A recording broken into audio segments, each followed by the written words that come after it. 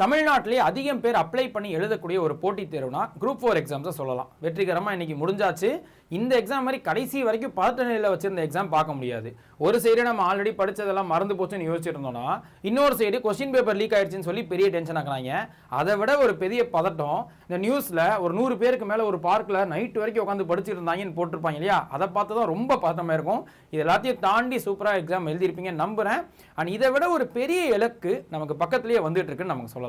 So அதை பற்றி நான் சொல்லணும்னு இல்லை, உங்களுக்கே தெரியும். ஸோ குரூப் 2 பற்றி தான் நான் சொல்கிறேன். ஸோ இன்னைக்கு அண்ட் நாளைக்கு சண்டே கூட இத்தனை நாள் நீங்கள் போட்ட எஃபர்ட்ஸ்க்கு ஒரு சின்ன ரெஸ்ட் எடுங்க, சூப்பராக என்ஜாய் பண்ணுங்கள், வெளியே போயிட்டு வாங்க, ஃப்ரெண்ட்ஸ் அண்ட் ஃபேமிலியை பாருங்கள். ஆனால் திங்கக்கிழமையிலேருந்து ரீஸ்டார்ட் பண்ண வேண்டிய நேரம் வந்துருச்சுன்னு சொல்லலாம். ஸோ குரூப் 2க்கு சூப்பராக இதே ஃப்ளோவை பிடிச்சி உட்கார ஆரம்பிச்சிருங்க. ஏன்னா குரூப் 4 அப்படின்றது குரூப் 2க்கான ஒரு அடித்தளமாக கூட இருந்திருக்கலாம். ஸோ கண்டிப்பாக ஃபவுண்டேஷனாக வந்திருக்கும். அதை அப்படியே யூஸ் பண்ணி எக்ஸ்ட்ராவாக படித்து குரூப் 2 கிளியர் பண்ணிடுங்க. ஸோ இது நம்ம டீம்லேருந்து சொல்லக்கூடிய ஒரு ஆல் த பெஸ்ட் வீடியோவை நான் சொல்லிக்கிறேன். இதெல்லாம் பற்றி தலைவன் 1000 வருஷம் முன்னாடியே சொல்லிட்டு போயிட்டான். தெய்வத்தான் ஆகாதெனினும் முயற்சி தன் மெய்வருத்த கூலி தரும். மீனிங் சொல்லணும்னு அவசியமே இல்லை. இதை அப்படியே மைண்டில் வச்சுக்கிட்டு சூப்பராக படிங்க. உங்கள் பாயிண்ட் ஆஃப் வியூவில் இந்த குரூப் 4 எக்ஸாம் எப்படி இருந்துச்சுன்னு கமெண்ட்டில் சொல்லுங்கள்.